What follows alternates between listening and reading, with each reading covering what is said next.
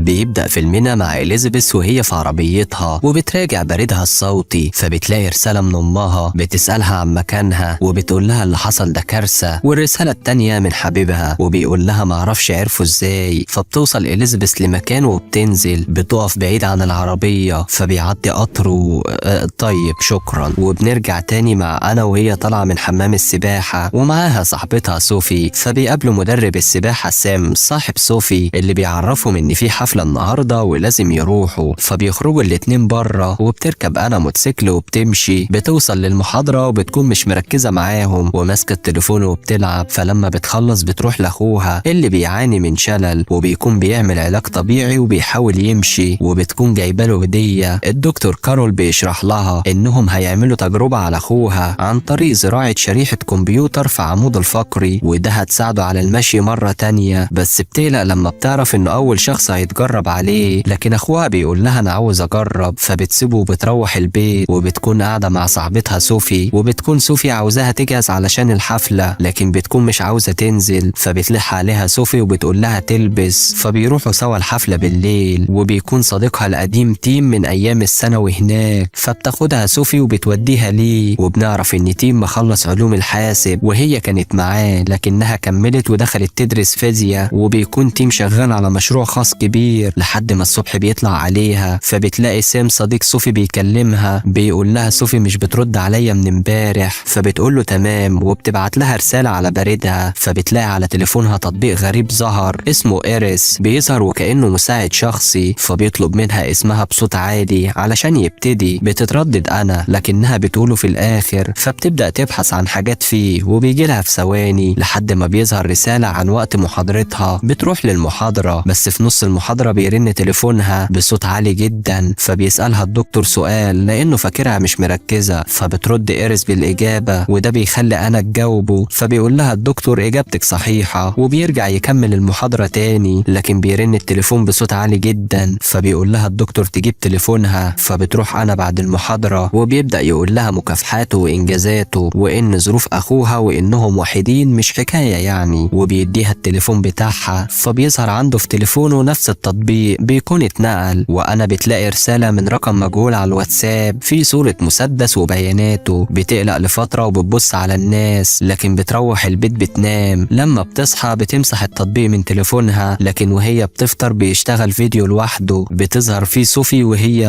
استغفر الله العظيم، فبتمسحه أنا من عندها. فبيرن عليها برايفت نمبر، بتلاقي واحدة بتعيط وبتقول لها تعالي أنا إليزابيث عاوزة أتكلم معاكي، بس بتقفل السكة. لكن بيرن التليفون تاني بيطلع شخص مجهول بيستنجد بيها بس بتقفل السكة. لكن بتلاقي التطبيق ظهر تاني، فبتحط التليفون وبتمشي والكاميرا بتشتغل. بتدخل تاخد شاور بس بتدخل عليها صوفي وبتشتمها، وبيكون الفيديو بعت لها من أنا، وكمان بعتته لكل دفعتهم وكل عيلة صوفي، بس بتقول لها أنا ما بعتش حاجة. فبتسيبها صوفي وبتمشي وهي زعلانة، وبتنزل لمتجر تليفونات علشان تمسح التطبيق بس بيقول لها مفيش تطبيق بالاسم ده، وفعلا ما بتلاقيهوش على التليفون. فبتحط التليفون وبتاخد لفة، وفجأة بتلاقي فيديو اشتغل جنبها وفي كل مكان وهي داخلة تستحمى. فبتخرج بسرعة وهي بتخبي نفسها وبتروح لصوفي تصالحها. فبيروحوا سوا لمحاضرة الدكتور تاني، بس في نص المحاضرة بتظهر صور غريبة وبيظهر فيديو للدكتور وهو بيهقق مع طالب. فبيشيل الدكتور سلك اللاب لكن بيلاقوا الفيديو بعت لكل واحد قاعد. فصوفي بتفكر أنا اللي عملت كده وبتخرج وبتسيبها. فبتروح أنا لأخوها اللي عمل العملية، وبيدخل الدكتور وبيطمنها بس بيحط جهاز جنب تليفون أنا وبيظهر وكأن حاجة بتتبعت له. فبيقول لها أخوكي تمت عمليته بنجاح وعلى وشك الحركة، وبيسيبها وبيخرج. فبتروح للكلية تاني وبتلاقي التطبيق موجود على تليفون صوفي، وفجأة بتظهر ناس بتجري. ولما بيروحوا بيلاقي الدكتور واقف ومتجمع حواليه الطلاب بيصوروه وهو بيتكلم، بينادي عليهم وبيطلب منهم يصوروه. بيطلع على ترابيزة وبيطلع مسدس من جيبه وده بيخليهم خايفين، لكن بيوجهه على نفسه وبيقتل نفسه، وبيكون المسدس نفس نوع المسدس اللي جالها. فبتاخد صوفي وبتروح للمكان اللي اشترت منه التليفون وبتطلب منه تليفون جديد، وده بيخليه يستغلهم ويبيع لهم واحد اقل منه بسعر اعلى وبتدفع الفرق. فبتوافق وبتاخد تليفون صوفي كمان. فبيحط التليفونات على جهازه وبيحاول يمسح التطبيقات اللي عليه. اول ما بيمسح إيريس بيظهر تاني لحد ما بيحاول اكتر من مرة، فمرة واحدة بينفجر المتجر بتاعه وبتلاقي رسالة على تليفونها من إيريس. فبتيجي الشرطة تاخد اقوالهم بس ما عندهمش حاجة يقولوها، فبيقول لهم هنكلمكم لو في اي حاجة جديدة. لحد ما بيجي الليل وانا بتروح لصديقها تيم وبتطلب منه يمسح التطبيق، بس اول ما بيشوفه بيقول لها جربي تحطي شريحة جديدة. فبتحكي له كل اللي حصل من التطبيق، فبيقول ده تطبيق من التطبيقات المتطورة جدا، بيقدر يتنقل من تليفون لتليفون بسهولة، وكمان بياخد اي صور او فيديوهات وبيقدر ينشرها او يعمل فيها اي حاجة. بيكون تابع لشركات بتبعتلك عروض علشان يتمسح من عندك. فبيقول لها الاحسن انك تشتري شريحة جديدة. فبتشيل الشريحة وبتحاول تكسرها. في الوقت ده بيتفتح التليفون على فيديو لاخوها وهو بيتعرض لسكتة قلبية في المستشفى، وده بيخليها تجري بسرعة وبتروح للمستشفى. اول ما بتوصل بتعرف انه تعب، فبتقعد انا لحد ما التليفون بيرن تاني وبتلاقي إليزابيث بتتصل برقم صوفي، بتقول لها عاوزة اكلمك، لكن بتقفل السكة وبتحاول تكلم صوفي تاني بس بتلاقي تليفونها مقفول. فبتدخل على الفيسبوك تكلمها، لكنها بتلاقي في تحديث بتاريخ وفاة صوفي موجود بتاريخ بكرة. فبتقلق انا وبتكلم سام صديق صوفي، لكن الشبكة بتكون مشوشة وما بتلحقش تسأله عن صوفي، وده بيخليها تخرج جري وبتقول للدكتور هتتحمل المسؤولية لو حصل حاجة لاخويا. في الوقت اللي صوفي بتروح لسام وبنلاحظ ان التطبيق دخل على كل اجهزته. فبتروح صوفي لحمام السباحة وبيجي لسام تليفون، فبيخرج علشان الشبكة وبتلبس صوفي اجهزة الغطس. اول لما بيخرج سام الابواب بتقفل لوحدها وبتنط صوفي في المية، وبنلاحظ حد متحكم في الاجهزة وفي كلمة عطل ظهرت على الشاشة وكل الدوائر الكهربائية اشتغلت. فبتشتغل موسيقى بصوت عالي وبتكون بتهز كل حاجة على الرافعة، وصوفي ولا على بالها. بتوصل انا للمكان وبتلاقي سام بيحاول يدخل لكن ما بيقدرش، وبتحاول تدخل هي كمان. فبيقول سام هتصل بالامن بس بترد عليه إليزابيث وجهاز الموسيقى بيكون هيقع خلاص. فبتكسر انا الباب وبتدخل لصوفي، لكن بيقع جهاز الموسيقى وبيكهرب المية كلها وبتموت صوفي. فبتوصل الاسعاف وبتحاول تهدي انا بس التليفون بيرن وبتلاقي التطبيق ظاهر برسالة وداع عن صوفي، ولما بتطلب منها تقف بتضحك وبتقول ده سرنا وما ينفعش حد تاني يعرفه. فبتروح عزا صديقتها صوفي وبيكون دان صديقهم معاها، فبيقول لها تعالى وصلك. فبتسأله عن إيريس لكن بيقول لها معرفش. فبتقول له نزلني هنا. بتنزل انا وبتشكره. اول ما بتفتح الاشارة وبيطلع بالعربية بتظهر عربية كبيرة بتخبطه وبتقلبه. فبترجع له انا وبتروح له لكن بتلاقيه مات وتليفونها بيرن تاني. إيريس بتقول لها ليه مش بتحفظي السر يا انا؟ فبترجع انا للبيت وبتتفرج على صور وفيديوهات الحفلة، وبتلاقي فيديو فيهم بيظهر تيم صديقها وهو بيثبت تطبيق إيريس على تليفونها. فبتروح له انا وهي متضايقة وبتضربه بس بيقول لها لا، لكن بتمسك تليفونه وبتقول له هرميه في المية المغلية. فبيقول لها إيريس ملف تجسس نزلته من موقع مخترقين وانا ثبته علشان اتجسس على إليزابيث، وبتكون إليزابيث هي حبيبته القديمة اللي ظهرت في اول الفيلم. فبتقول له إليزابيث اللي بتكلمني، بس بيكون مستغرب انها بتكلمها وبيقول لها كانت حامل بس ابوها وامها قالوا لها تجهد وده خلاها ترمي نفسها قدام القطر. فبيهددها باخوها لو عملت حاجة في التليفون، لكنها بترمي المية المغلية على وشه وبتهرب انا. فبتطلع في الاسانسير وهي فاتحة كاميرا لاخوها وبتروح للمستشفى، لكن بتمنعها الممرضة من الدخول بس بترجع تاني وبتضرب الممرضة. بتدخل لاخوها وبتلاقي إيريس مخترقة المكان، فبتفك انا الاجهزة منه بس بتوصل الممرضة لكن بتضربها تاني. فبيوصل الدكتور لكن بتقول له على إيريس بس ما بيقتنعش وبيقول لها تهدى. فبتحكي له عن إيريس واللي بتعمله، وبيكون الدكتور شريك تيم في انشاء التطبيق. فبتضربه انا بس بتلاقي اخوها على وشك الموت وده بيخليها تخرج من الأوضة. فبتلاقي واحد من الامن بيلحقها لكنها بتدخل للاسانسير، بس إيريس بتخترق الاسانسير وبتكلمها وبتعطل الاسانسير بيها بس بتشغله تاني وبتطلع لفوق بسرعة عالية. فبتقول انا وقفي يا إيريس. فبتقف في اخر لحظة لكن قبل ما بتطلع بره بتشتغل تاني وبتنزل تحت بسرعة عالية، لكن بتقدر انا توقف الاسانسير وبتخرج منه بحركة. وبتلاقي الدكتور بيلحقها وتيم بيكون وصل للمستشفى. فبتطلع لفوق والدكتور وراها لحد ما بتوصل للسطح وبتقفل الباب بس بيقدر يفتحه وبيدخل، وتيم بيجيله فبيقوله دور عليها وانا بتفضل تجري منهم وبتقدر تطلع على مكان تاني لفوق بس ما بتلاقيش مكان تنزل منه. فبيوصلوا لها الاتنين وبتهدد تيم انها ترمي تليفونه، لكن فبيقول لها عاوزين نتكلم مش هنعمل حاجة. فبيقول لها عاوز التليفون علشان اقدر اوقف إيريس، وبيعرفها ان بدون إيريس ما كانتش عملية الشريحة تمت بنجاح. فبيحاول يقرب منها لكن بتهدده انها هترمي التليفون. فبيقول لها كلمة السر بتاعت تليفونه، فلما بتجرب تفتحه بتكون غلط والتليفون بيكهربها. فبياخد منها التليفون والدكتور بيقول له انهم لازم يمسحوا التطبيق، لكن بيعترض تيم. فبيقول له هنعمل واحد جديد لان ده سبب لنا مشاكل كتير، بس بيقول له لو الولد مشي هناخد فلوس كتير من ورا التطبيق ده. وبيضربوا تيم على دماغه لانه بيعترض، وبيفضل يضرب فيه لحد ما بيقتله. وبيقول لها هتأكد اخوك هيقدر يمشي تاني ولا لا، بس تليفونه بيرن ببرايفت نمبر، وبيلاقي إليزابيث بتكلمه. وفجأة التليفون بينفجر على ودانه وده بيخليه يموت. وبيشتغل التليفون مرة تانية لحد ما بيفصل تاني. وبعد فترة بتظهر أنا في مطار، وبيكون أخوها رجع يمشي تاني كويس. فبيكونوا رايحين 5 أيام لبرشلونة في رحلة، وبيركبوا الطيارة وبيطلعوا بسلام. ولحد هنا بينتهي الفيلم بتاعنا. بتمنى يكون عجبكم، وما تنسوش تعملوا لنا لايك وتشتركوا معانا في القناة وتفعلوا جرس الإشعارات علشان يوصل لكم كل جديد. ولو انتم على الفيسبوك ما تنسوش تعملوا لنا فولو. دمتم في أمان وسلام. سلام.